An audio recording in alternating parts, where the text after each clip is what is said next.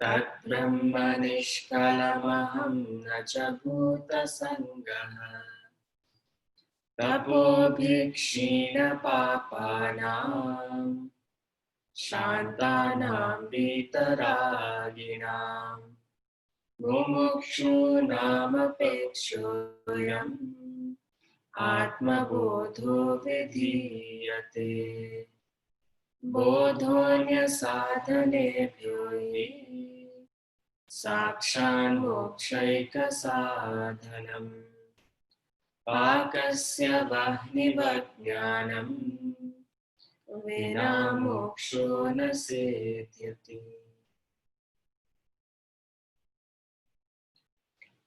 ॐ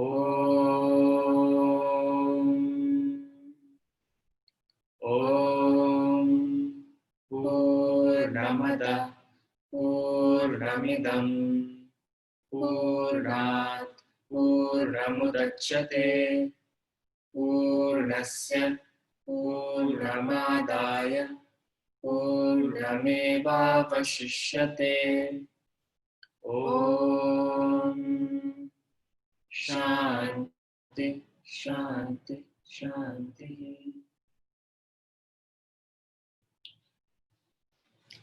विद्यां चाविद्यां च यस्तद्वेदो भयगुंसः अविद्यया मृत्युं तीर्त्वा विद्ययामृतमश्नुते अन्धं तमः प्रविशन्ति ये सम्भूतिमुपासते ततो भूय इव ते तमोय सम्भूत्यागूरताः अन्यदेवाहुः सम्भवात् अन्यदाहुरसम्भवात् इति शुश्रुमधीराणां येन स्तद्विचक्षिरे सम्भूतिं च विनाशं च यस्तद्वेदो भयगुंसः विनाशेन मृत्युं तीर्त्वा सम्भूत्यामृतमश्नुते हिरण्मयेन पात्रेण सत्यस्यापीतं मुखम् तत्त्वं पूषन्न पावृणु सत्यधर्माय दृष्टये। हरि ओम। ईशावास्य उपनिषद के मंत्र नंबर 12 से शुरू करेंगे आज हम। मंत्र 12, 13 और 14 रेपिटेशन है मंत्र नंबर 9, 10 और 11 की। यहाँ दोहराया गया है वही बात जो पिछले 3 श्लोकों में मंत्रों में दोहराई गई थी। ईशावास्य उपनिषद जो है वो सबसे छोटे उपनिषदों में से एक है। तो पहले श्लोक में पाथ ऑफ रिनंसिएशन बताया गया। पहले मंत्र में हाईएस्ट नॉलेज दी गई, रिनंसिएशन, मेडिटेशन। तेन त्यक्तेन भुंजिता माकुत्कस्य सिद्धनम। इफ यू कांट मेडिटेट तो मंत्र नंबर 2 में बताया परफॉर्म योर ऑब्लिगेटरी ड्यूटीज।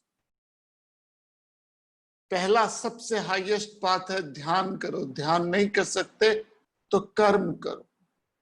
कौन सा कर्म करो, कैसे कर्म करो, कहां करो, किस तरह से करो, देयर इज नो एक्सप्लेनेशन। कुछ भी बताया नहीं गया, सिर्फ ये संदेश दे दिया गया कर्म करो।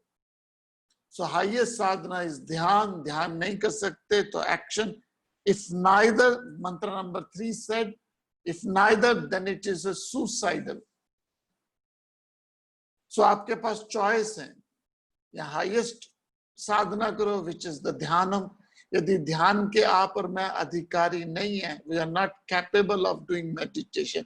ध्यान में ध्यान नहीं लगता। यदि मेरा और आपका ध्यान में ध्यान नहीं लगता, so don't force yourself. Meditation is not a part-time pastime. ये it's a full time awareness of a truth, spirituality का प्रोसेस है. So an agitated mind can not meditate. So पहली साधना ध्यान. ध्यान नहीं कर सकते तो कर्म करो. कर्म भी नहीं कर सकते और ध्यान भी नहीं कर सकते, देन इट्स हंता. हंता आत्महत्या, अपने आप को सुसाइडल है. Then you are wasting your life. Then we are wasting our life. We don't waste anything, but we waste the whole life. So mantra number 4 से 8 तक the goal of evolution बताया गया. वो है क्या प्रभु? वो एकम है, सर्वव्यापी है, सनातन है, सर्वगता है, निराकार है, ब्रह्म है, सुप्रीम है. वो हवा से भी तेज है, वो पानी से भी सॉफ्ट है, वो एकम है, वो मन से भी तेज चलता है, उसके आगे कोई नहीं. वो दूर है, वो पास है. हमें समझाने की कोशिश करेगी कि वो परम कैसा है. वो आंखों से दिखता नहीं, लेकिन आंखों में वो जो दिखाता है वो केनोपनिषद में कहा है, केनेशितम पतति प्रेषितम मना. वो कौन है जो इस उंगलियों से चला रहा है? वो कौन है जो इस आंख के भीतर आपको दिखा रहा है? वो कौन है जो आपको मुझको बुलवा रहा है? वो कौन है जो इस कानों के भीतर सुनवा रहा है? वो शक्ति स्रोत कौन है? वो सब में जो शक्ति स्रोत है, एकम ब्रह्म द्वितीय नास्ति. ये गोल ऑफ एवोल्यूशन है. इंटीग्रल साधना बताएगी 9 से लेके 14 तक जो हम कर रहे हैं. सो यहां ऋषि मुनियों ने डंके की चोट पे बात बोली है. वो ये, if you are attached with the worldly pursuit, you are in darkness. अंधम तम प्रवश्यन्ति अविद्यानुपासते. बहुत इंपॉर्टेंट मंत्र है ये उपनिषद का. And very few teacher teaches this मंत्र. यदि आप संसार में फंसे हो तो मूर्ख हो, और अगर अध्यात्म में फंसे हो तो महामूर्ख हो. अंधम तम प्रवश्यन्ति अविद्यानुपासते. और इतना इंपॉर्टेंट है कि 2 बार रिपीट किया गया है. तो आई गिव यू लिटिल साधना क्या है. पूरे 7 स्टेप्स हैं अध्यात्म के. अध्यात्म के 7 स्टेप्स बताए जाते हैं. वेदांजलि योग में इसको और नाम से भी दिया जाता है, लेकिन वेदांत में हम इन्हें 7 स्टेप कहते हैं. पहला है भोग, दूसरा योग, तीसरा उपरति, धारणा, ध्यानम, समाधि, महासमाधि. I repeat. पहला है भोग, योग, उपरति, धारणा, ध्यानम, समाधि, महासमाधि. मैं समझाता हूं. ये एक स्कूल के कोर्स की तरह है, एक सिस्टमेटिक कोर्स है. स्कूल के अंदर आप पहले दिन ही पाइथागोरस थ्योरम नहीं पढ़ाते बच्चे को. नर्सरी क्लास में उसे विलियम शेक्सपियर नहीं पढ़ाना शुरू कर देते. और यदि कोई नर्सरी क्लास में विलियम शेक्सपियर किसी स्कूल में पढ़ाया जा रहा है तो you will call that school stupid. Isn't it true? Nursery class में बच्चे को आप टेक्नोमेट्री दे दो, उसको तो ए फॉर एप्पल, उसे तो बिठाना ही सिखा दो तो बहुत बड़ी बात है. उसे तो पहले शुरू में तो क्लास में बिठाना ही सिखा दो तो बहुत बड़ी बात है. और आप उसको टिक्नोमेट्री या पाइथागोरस थ्योरम सिखानी शुरू कर दो तो ये शिष्य का दोष नहीं है, दोष गुरु का. इसलिए जो शिष्य ऑनेस्टी से ध्यान में बैठना चाहते हैं, उनमें शिष्यों का दोष नहीं है, दोष उन टीचर्स का, उन गुरुओं का जो साधना के सिस्टमेटिक तरीके को नहीं जानते. तो सबसे पहला जो माध्यम है वो है भोग. You go through some worldly experience. पहला स्टेप है भोग. भोग का मतलब है you go through some worldly experience. यदि लाइफ को कुछ अनुभव ही नहीं किया और आपको स्पिरिचुअलिटी में बिठा दिया जाए तो वो परिपक्व नहीं होगा, समझिएगा. यदि आदमी है not gone through any experience in life. दूध भी कब जमता है दोस्तों? दूध भी तभी जमता है जब वो गुनगुनाओ, ठंडा दूध दही नहीं बनता और गर्म दूध भी नहीं जमता। जाग बिना दूध नहीं हो जमना, लाल होवे कड़ कड़ के, बुल्ले शाह ने कहा जाग बिना दूध नहीं हो जमना। तो ठंडे दूध में जाग डाल दो, खट्टा डाल दो, नहीं जमता। गर्म दूध में दही डाल दो, खट्टा डाल दो, नहीं जमता। जब गुनगुना होता है तभी जमता है। तो जो आदमी संसार में पूरी तरह से फंसा हुआ है, पूरी तरह से इन्वॉल्व है, क्वैगमायर है, पूरी तरह से संसार के चक्रव्यूह में फंसा हुआ है, उस आदमी को परमात्मा का ध्यान नहीं आता। लड़की की शादी हो रही है, लड़के की शादी हो रही है, बारात जा रही है, लड़के की माँ चने लेके घोड़ी के सामने बैठी हुई है, बेटा घोड़ी पे चढ़ा हुआ है। उस समय बच्चे को बोलो तत्त्वमसि ब्रह्मस्मि अहम ब्रह्मस्मि, नहीं होगा। उस समय माइंड बहुत एक्साइटेड है। तो जब आदमी का मन बहुत हाइपर एक्टिव होता है तो उस समय आदमी स्पिरिचुअलिटी के लिए क्वालिफाइड नहीं है। I repeat, a very very active individual, hyper active individual, I am not saying physical action, mentally जो एजिटेटेड इंडिविजुअल है उसके लिए भगवान का ध्यान करना ऐसे ही है जैसे गर्म तवे पे पानी की बूंद डालना। गर्म तवे पे पानी की बूंद, मुझसे मत बात करो, ऐसे मत करो।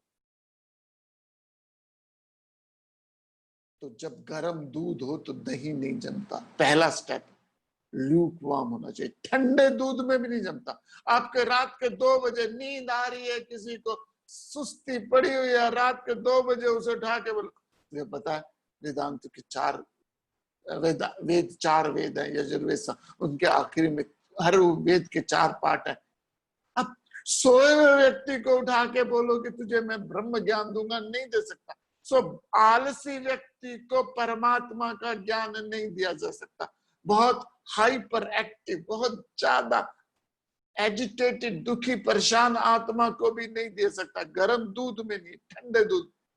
तो जब दूध ल्यूक वार्म होता है तभी दिया जाता है। और जब भोग से थोड़े से एक्सपीरियंस हो जाए तो आपको योग दिया जाता है। तो भोग के बाद नेक्स्ट साधना है, भोग के बाद नेक्स्ट साधना है योग।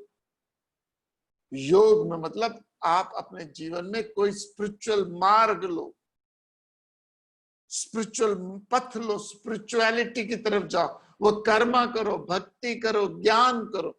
तो पहले है भोग, उसके बाद योग। योग का मतलब है आप यदि इमोशनल हो तो भक्ति योग करो, इंटेलेक्चुअल हो तो ज्ञान योग करो, एक्टिव हो तो कर्म योग करो। नो वन इज 100% कर्म योगी, भक्ति योगी, ज्ञान योगी। तो तीनों में समावेश करो, तीनों का मिश्रण करो, तीनों का मिक्स करो। कुछ योग, कुछ कर्म योग, कुछ भक्ति योग, ज्ञान योग, तीनों का करो। इसलिए गीता एकेडमी में हम तीनों को समाहित किया हुआ है। जो गीता एकेडमी का कोर्स है उसमें ज्ञान प्रिडोमिनेंट ज्ञान योग है। हम भजन भी करते हैं, भक्ति भी है, और सेवा भाव कर्म भी करते हैं। So when you follow the 3 yoga, भोग ओ योग, सॉरी भोग के बाद योग, योग में 3 योग करते हो, कर्म योग, भक्ति योग, ज्ञान योग, देन आपकी bulk of your desires dissolve. और जब आपकी bulk of your desires dissolve, जब आपकी ज्यादातर डिजायर खत्म हो जाती है, देन आप स्टेट पे आते हो जिसे कहते हैं उपरति। तीसरी स्टेज है उपरति। उपरति मीन्स उपरांत। उपरति मीन्स ऐसी स्थिति जहां आपकी काफी हद तक डिजायर कम हो गई। उपरांत है ये, योग के उपरांत की स्थिति है। तो पहली भोग, दूसरी योग, तीसरी उपरति। उपरति में आपकी काफी हद तक वासनाएं, बल्क ऑफ योर वासनास आर डिसॉल्व, क्योंकि अब आपका मन लगने लगा अध्यात्म में। और जब आपकी बल्क ऑफ डिजायर डिसॉल्व हो जाती है तो आप धारणा करते हो। भोग योग उपरति धारण, धारण कर लेते हो। जैसे सचिन तेंदुलकर ने क्रिकेट को धारण कर लिया, अमिताभ बच्चन ने एक्टिंग को धारण कर लिया, लता मंगेशकर ने संगीत को धारण कर लिया। सिमिलरली आप और मैं किसी सब्जेक्ट को धारण कर ले धारणा मीन्स एब्जॉर्ब, जैसे रसगुल्ले ने चाशनी को धारण कर लिया। पुराने जमाने में लोग चोला उड़ते थे जिसपे ओम नमो भगवते वासुदेवाय, ओम नमः शिवाय लिखता था, मतलब कि उन्होंने धारण कर लिया। और जब आप अपने जीवन में स्पिरिचुअलिटी को भोग से, योग, योग से उपरति, उपरति से धारणा तक ले आओगे, then you are qualified for next step, which is dhyanam. So ध्यान शुरुआत में नहीं होता, ध्यान स्लोली होता है। भोग, योग, उपरति, धारणा, ध्यान।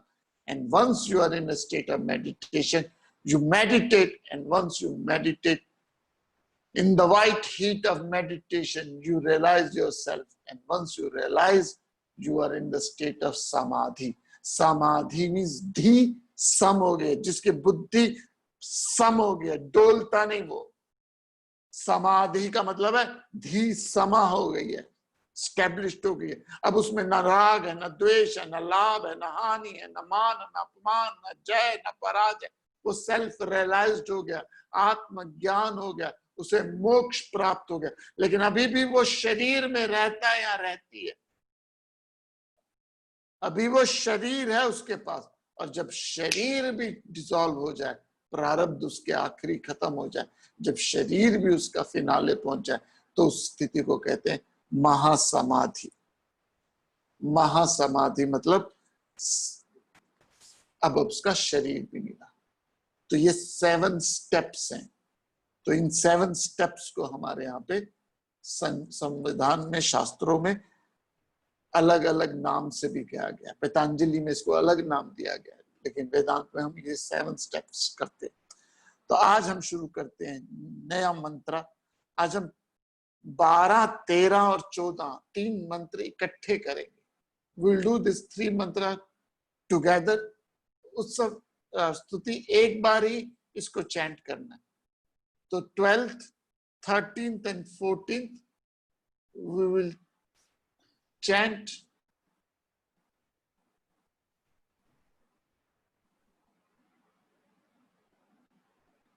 so chant together only once।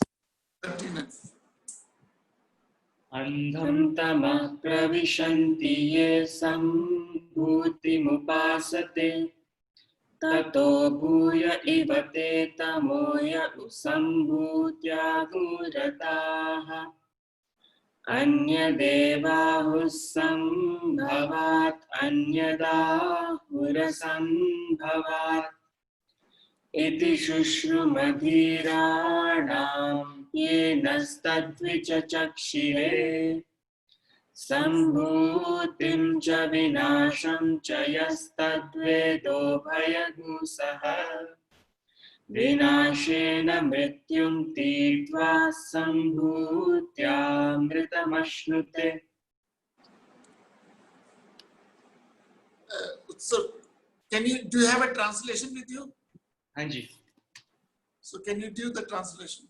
Sure. Those who worship asambhuti, matter, enter into blinding darkness. But those who revel in sambhuti, origin, enter as it were into greater darkness than that. The wise have declared that the result of sambhava, origin, and asambhava, matter, are distinct and different. Thus have we heard from those who have expounded that to us. He who knows these two, sambhuti, origin, and vinasha, perishable, together, having overcome death through vinasha, attains immortality through sambhuti. So शास्त्र क्या कहते हैं? शास्त्र कहते असंभूति।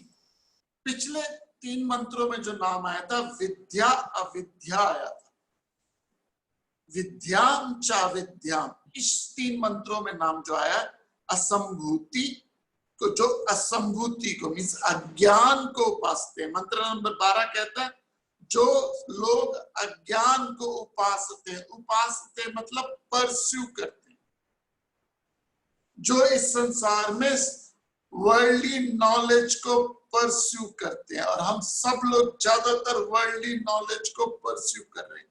कौन सी knowledge को pursue करें? जिसकी एक्सपायरी डेट है। हम उस ज्ञान को सीख रहे हैं जिसकी थोड़े समय बाद वो ज्ञान ऑब्सोलीट हो जाएगा। आज से 100 साल पहले किसी को साइकिल रिपेयर करने का ज्ञान होगा तो वो ज्ञान उस समाज में कितना बड़ा होगा। लेकिन आज यदि कोई कहे मैं साइकिल मैकेनिक हूं, इट्स नॉट सो इम्पोर्टेंट। आज यदि कोई कहता है एरोनॉटिक इंजीनियर हूं तो उसकी वर्थ है, लेकिन कुछ सालों बाद, कुछ दशकों बाद शायद वो भी वैसे ही हो जैसे आज साइकिल का। तो संसारिक जो भी ज्ञान होगा, चंदा मरिए तारे मरिए साधो ये मुर्दों का गांव, इस संसार में हर नॉलेज, हर चीज, हर वस्तु, हर व्यक्ति, हर स्थिति, हर परिस्थिति की एक्सपायरी डेट है। I am not a pessimistic, please, I am not a pessimistic, I am just trying to give you the idea. तो जिस चीज को हम उपासते मीन्स परस्यू कर रहे हैं। एक दिन में आपके पास लगभग 50,000 थॉट आते हैं। 50,000 थॉट्स आते हैं एक दिन में, क्योंकि 68,000 सेकंड्स होते हैं एक दिन में, और हर सेकंड का एक थॉट लगा लिया जाए और आप 8 घंटे सोते हो तो टोटल डिडक्ट कर दिया जाए नींद का समय, तो लगभग हमारे पास 50,000 सेकंड होते हैं। 50,000 सेकंड का मतलब है 50,000 थॉट्स। कहाँ लगाते हो आप, कहाँ इन्वेस्ट करते हो इन 50,000 थॉट्स को, जिसमें रिटर्न की गारंटी कोई नहीं है। कोई गारंटी नहीं है रिटर्न। तो ऐसे माहौल में जब आप उस जगह इन्वेस्ट कर रहे हो जहां पे रिटर्न की गारंटी कोई नहीं है, तो क्या कहोगे? तो हम उस चीज को उपासते हैं। तो यदि आप संसार की नॉलेज में फंसे हो, गहरे अंधेरे में, असंभूति, मंत्र नंबर 12 से, और जो संभूति में रमा हुआ है, जो संभूति में रमा हुआ है, अर्थात संसार के सुखों में रमा हुआ है, उसको यहाँ पे नाम दिया जाता है वो महामूर्ख है। आपके सामने श्लोक आया, जो असंभूति को उपासना करते हैं वो घोर अंधकार में प्रवेश करते हैं, और जो संभूति मीन्स अध्यात्म ज्ञान में रत है वो मानव उससे भी अधिक अंधकार में प्रवेश करते हैं। Those who worship unmanifested enter into blinding darkness.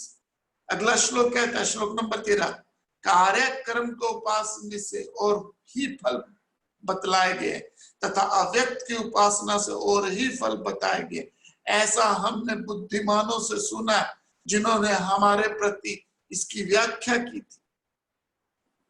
14 श्लोक ही कहते हैं, लगातार शास्त्री कहते हैं, जो कहते हैं संभोग में बिल्कुल अलग परिणाम है। 3 श्लोक रिपीट करेंगे।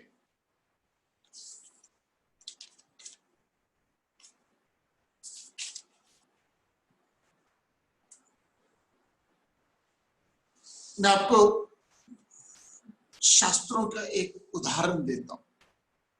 यदि आप सारी फिलॉसफी जो भी मैंने बोली है, जो भी अभी तक शास्त्रों ने बोला, उपनिषद ने बोला, नहीं समझ आया, नो प्रॉब्लम, नो प्रॉब्लम। एक उदाहरण से समझाते। उदाहरण है समुद्र मंथन। देव और असुरों के बीच में युद्ध हुआ, मंथन हुआ। तो युद्ध किसके लिए हुआ? अमृतम के लिए। तो कहा चलो मंथन किया जाए, समुद्र को मंथन किया जाए, चरण किया जाए समुद्र।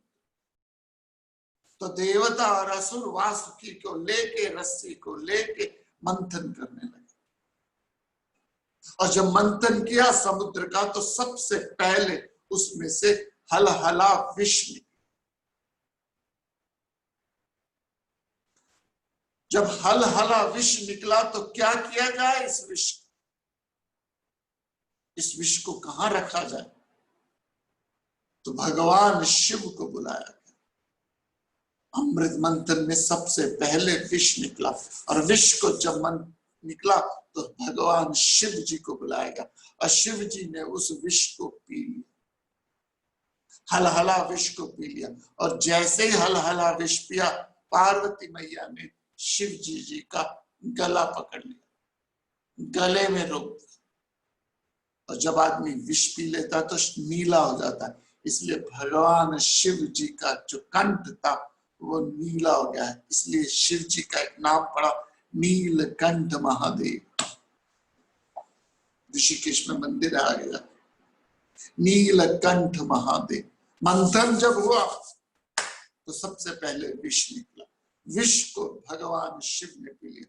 उसके बाद निकले हाथी घोड़े, उसके बाद निकले हाथी घोड़े कामधेनु हीरे जवाहरात, हीरे जवाहरात निकले उस मंथन के बाद। और उस हीरे जवाहरात और निकलने के बाद आई लक्ष्मी, समृद्धि लक्ष्मी आई। लक्ष्मी के मंथन करने के बाद और उस अमृत को मंथन करने के बाद में आया अमृतम। और अमृतम के लिए लड़ाई हुई, अमृतम को लेके देवता भागे, क्योंकि देवताओं को मिलने लगा अमृतम, तो असुरों को लगा ये क्या हो गया, तो देवता भागे वहां। और जहां भागे तो 4 जगह अमृत गिरा, उस मटके से अमृत 4 जगह झलका। एक जगह झलका प्रयागराज में, एक झलका हरिद्वार में, एक जगह नासिक में, और एक जगह दिखा उज्जैन में। तो 4 जगह ये अमृत झलका। क्या मतलब है इसका, क्या कहना चाहते हैं?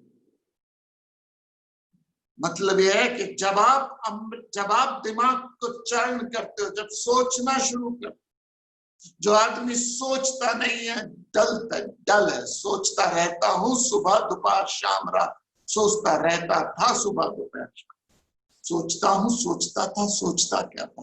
कभी सोचता था देश के बारे में, कभी सोचता था धर्म के बारे में, कभी सोचता था राजनीति के बारे में, फिर सोचने लगा तू किस सोच में बैठा, सोच अपने पेट के बारे में। सोचता रहता हूँ सुबह दोपहर शाम रात, सोचता रहता था सुबह दोपहर शाम, सोचता हूँ, सोचता था, सोचता क्या था? कभी सोचता था देश के बारे में, कभी सोचता था धर्म के बारे में, कभी सोचता था राजनीति के बारे में, फिर सोचा कि तू किस सोच में बैठा, सोच अपने पेट के बारे में, फिर सोचा क्या उम्र भर पेट के बारे में ही सोचूंगा, इस पेट के दायरे से आगे भी कभी निकलूंगा। फिर सोचा तब सोचेंगे जब सोचने का वक्त आएगा, फिर सोचा तब सोचेंगे जब सोचने का वक्त आएगा। लेकिन कम वक्त की सोच देखिए कि जब सोचने का वक्त आया तो सोचने का वक्त ही नहीं मिला। इसलिए अब सोचता रहता हूँ सुबह दोपहर शाम रात, और आप लोगों को सोचने को मजबूर कर दूंगा जूम में सुबह और शाम। ये कविता मैंने जब 13 या 14 साल की थी तब लिखी, जब I was just 13 or 14. That time this is my first poem which I wrote. तो सोचना मुश्किल हो गया, लोग सोचते नहीं। So when you start thinking, churn करना शुरू करते हो, सबसे पहले आपको अपनी कमियां नजर आती। You see the folly, you see the weakness, you see the negativity in you, and then ये विषय, और इसको गुरु को दे दिया जाता है। गुरु, जगत गुरु, प्रथम गुरु भगवान शिव है। और यदि आप अपने अवगुण किसी हरे गहरे नत्थु खैरे को दे दो, या तो अपनी कमियां किसी इमेच्योर इंडिविजुअल को बता दो, या तो उसका दिमाग खराब हो जाता है या उसका दिल खराब। आप में नेगेटिविटी, आप में कुछ कमियां हो गई, आपने चर्न किया, हलहला विष निकला, और आपने इमेच्योर व्यक्ति को अपनी वीकनेस बता दी, या तो उसमें ईगो आ जाएगी, या तो दिमाग खराब हो जाएगा उसका, या फिर वो एजिटेटेड हो जाएगा। I know one person in Canada, उसने चैप्टर 3 पढ़ा तो कर्म योग पे बहुत सोचा कि लेट मी डू सम कर्म योगा। तो नियर बाय हॉस्पिटल है, तो वहां उस हॉस्पिटल में वो सोशल वर्क करने चली गई। और सोशल वर्क करने जब वो हॉस्पिटल में गई तो वहां तो रिश्तेदार तो आते नहीं मिलने, तो वो पेशेंट उसको सारी पैथेटिक स्टोरियां सुनाने लगे। पेशेंट उसको अपनी सारी दुख भरी कहानी सुनाने लगे। वो शाम को घर आती दुखी हो जाती, सोचती बेचारे का क्या होगा, बेचारे का क्या होगा। सो अगर आप इमेच्योर इंडिविजुअल को अपनी दुख दिखा दो तो उसका वो मन बिगड़ जाता है। और यदि इमेच्योर व्यक्ति को अपना दुख दिखा दो तो उसका यहाँ तो दिमाग खराब हो जाता है। लेकिन गुरु कौन है? गुरु वो है जो आपके अवगुणों को, आपकी वीकनेसेस को, आपके दुखों को, आपके परेशानियों को दिमाग और दिल के बीच में रखता है। उसके ना तो दिमाग को खराब करती है ना दिल को खराब करती है। तो मंथन करो, मंथन करो, मंथन करो। और जब आप मंथन करोगे तो विष निकलेगा ही निकलेगा, असंभव है कि ना निकले।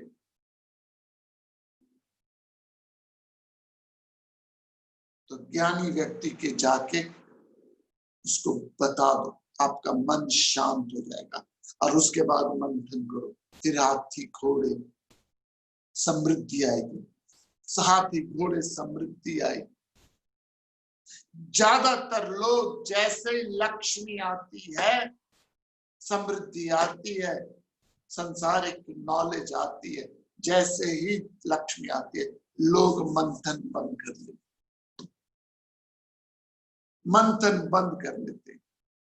लेकिन मंथन चलता रहे, और जब मंथन चले तो उसके बाद, उस मंथन के बाद निकलेगा अमृतम। और अमृतम में भी अटके नहीं, उसको ग्रहण करें, भागे दौड़े नहीं उसके। असुर प्रवृत्ति के लोग भागते हैं, उनके हाथ में नहीं आया। तो वो व्यक्ति जो संसार में फंसा है वो मूर्ख है, और जो अध्यात्म में फंसा है वो महामूर्ख है। और आखिरी में आते आते आते इंपॉर्टेंट बात, अब हम 15वां मंत्र करेंगे उपनिषद का। तो उस 15 मंत्र में द फियरलेसनेस दिखाई गई, जो फियरलेसनेस है अध्यात्म की वो बताई गई है। और वो फियरलेसनेस कैसी है हम देखेंगे इस श्लोक। मंत्र नंबर 15 उपनिषद। हिरण्मयेन पात्रेण सत्यस्यापि हितं मुखम् तत्त्वं पूषन्न पावृणु सत्यधर्माय दृष्टये। हिरण्मयेन पात्रेण सत्यस्यापि हितं मुखम् तत्त्वं पूषन्न पावृणु सत्यधर्माय दृष्टये।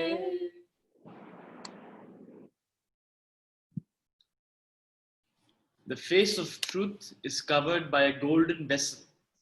Remove, O sun, the covering, for the law of the truth, that I may be holy. This is a drama of self-realization. Let's come back again. And I'm still with that Bhoga Yoga Uparati Dharana Dhyanam. This is the drama of self-realization. पहली स्थिति है भोग की, उसके बाद आप कोई लक्ष्य लो, योग करो, कोई कर्मा भक्ति ज्ञानम करो। उस कर्मा भक्ति ज्ञानम से भोग विलास के बाद अगला स्टेप है योग करो। और जब आप कर्म भक्ति ज्ञान गुरु के पास जाके ज्ञान लेते हो, कर्म करते हो, उपासना करते हो, तो तीसरी स्थिति आती है उपरति की। उपरति की स्थिति में आपकी डिजायर काफी हद तक कम हो जाती है। जब आपकी काफी हद तक डिजायर कम हो जाए, देन आप धारणा करते, धारण करते हो मतलब आप उस स्पिरिचुअल आइडिया में एब्जॉर्ब हो जाते हो। और जब आप स्पिरिचुअल आइडिया को अपने जीवन में धारण करते हो, you are qualified for dhyana. And in the white heat of meditation, the penny drop. In the white of heat of meditation, it happens. अब ये जो श्लोक है ये उस फिनाले की तरफ, उस फाइनल स्टेज है जब आदमी मोक्ष के बहुत करीब है, नदी समुद्र के बीच में जाने वाली है। और उस समुद्र के, उस प्रभु और उसके बीच में हिरण्येव पात्रेण, सत्य के मुख को, ध्यान से शब्द सुनिएगा, ऋषि क्या कहते हैं, उस सत्य के मुख को, अर्थात परमात्मा सेल्फ रियलाइजेशन को, उस भक्त कहता है प्रभु के दर्शन के बीच में एक सोने की डिस्क आई हुई है।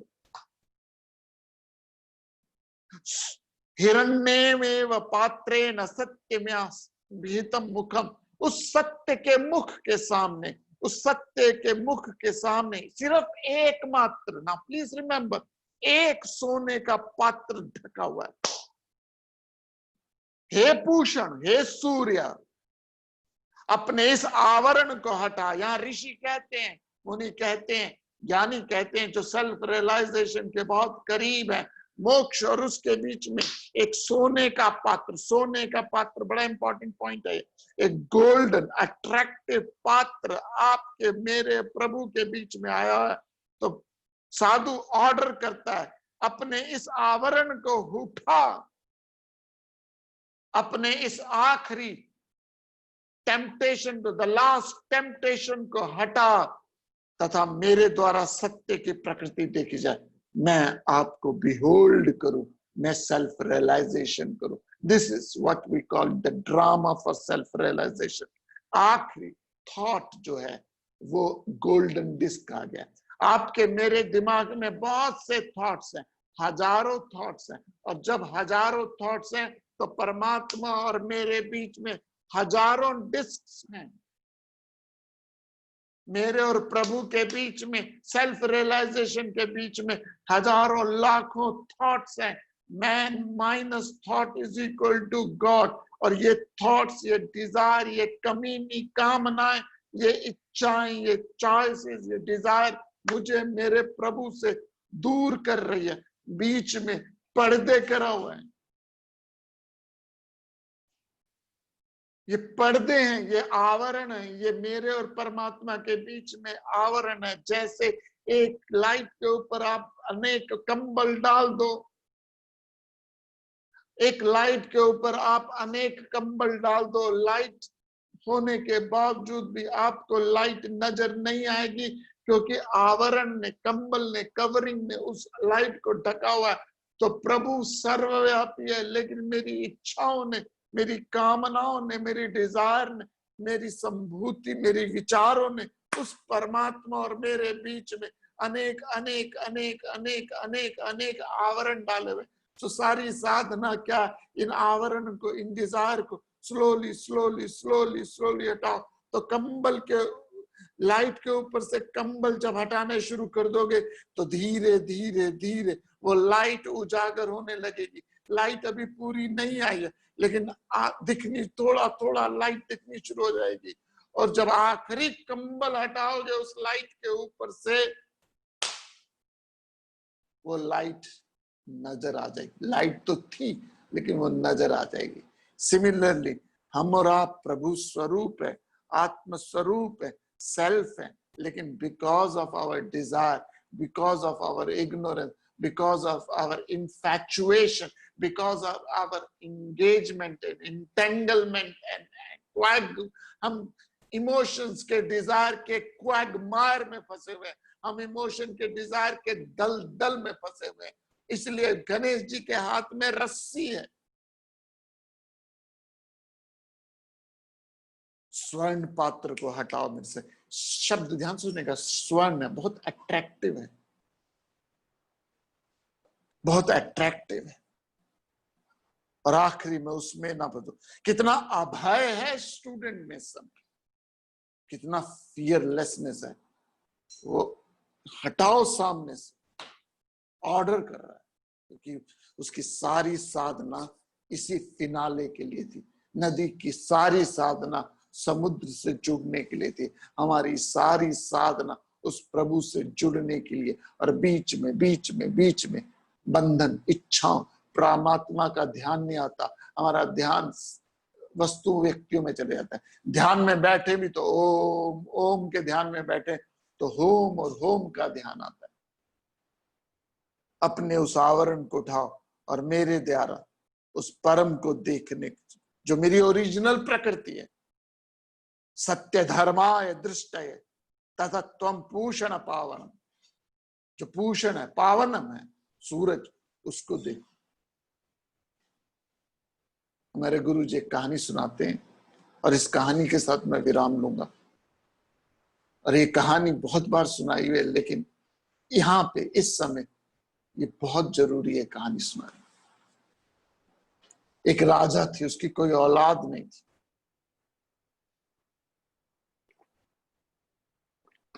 एक राजा थी, उसकी कोई औलाद नहीं थी। उसने सोचा मेरे बाद कौन राजा बनेगा। बहुत सोचा, बहुत सोचा, बहुत सोचा।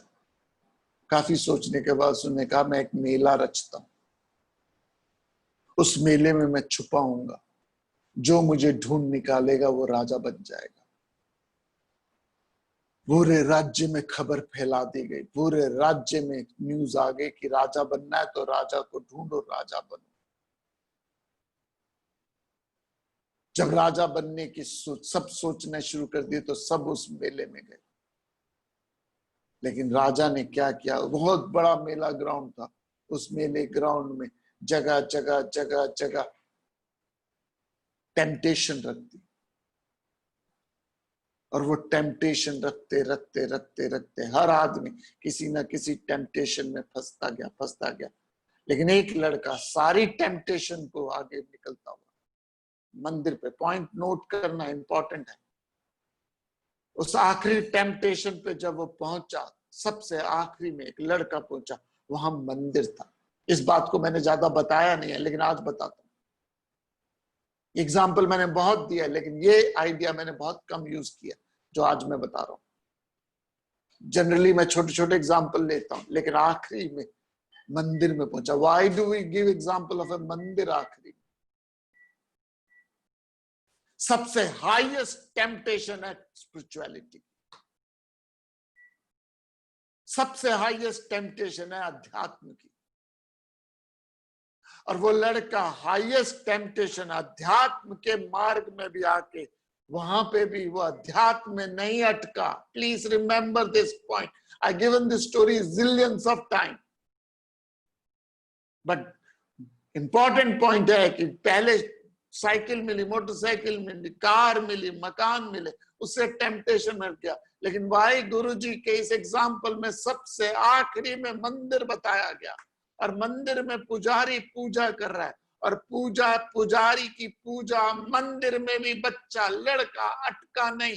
This I never explain this idea, very rarely I must have explain. This is the point what I am trying to build up is. वो लड़का जो सारी टेम्पटेशन को छोड़ता छोड़ता छोड़ता छोड़ता, सब लोग किसी ना किसी प्रलोभन में अटके, वो लड़का मंदिर में पहुंचा। मंदिर में पुजारी को देखा, और पुजारी की पूजा में भी नहीं अटका। और उसने जैसे ही वो पुजारी राजा था, जैसे उसने राजा को ढूंढा, जो जो चीजें छोड़ के आया था सबका मालिक बन गया, उस मंदिर का भी मालिक बन गया। तो हम इस संसार में उस राजा को ढूंढने आए, उस राज को ढूंढने आए हैं। और उस राजा को ढूंढने में ये टेम्पटेशन है। और आखिरी टेम्पटेशन गोल्डन डिस्क की है, आखिरी temptation, the last temptation, big temptation है। बिग एप्पल कहते हैं न्यूयॉर्क को। आईफोन में भी एप्पल है, एप्पल प्रतीक है क्रिश्चियनिटी में टेम्पटेशन का। New York is a big Apple, big temptation. तो हम सब गोल्डन डिस्क तक तो पहुंचते ही नहीं, गोल्डन डिस्क तक तो पहुंचते नहीं। मेरे और प्रभु के बीच में यदि आखिरी कोई चीज आती है तो वह अध्यात्म है। मेरे और प्रभु के बीच में जो आखिरी डिस्क आती है वो वेदांत है, वो उपनिषद है, वो स्क्रिप्चर्स है, वो शास्त्र है, वो पूजा है, वो पाठ है, वो मंदिर है, वो पुजारी है, वो गुरु है, वो संस्थाएं है, वो ऑर्गेनाइजेशन है। जब मैं उससे भी मुक्त हो जाऊंगा तब अपने को जानूंगा जो स्वयं। सोचिएगा इस बात पे। ओम ओम पूर्णमद पूर्णमिदं पूर्णात् पूर्णमुदच्यते पूर्णस्य पूर्णमादाय पूर्णमेवावशिष्यते। ओम शांति शांति शांति।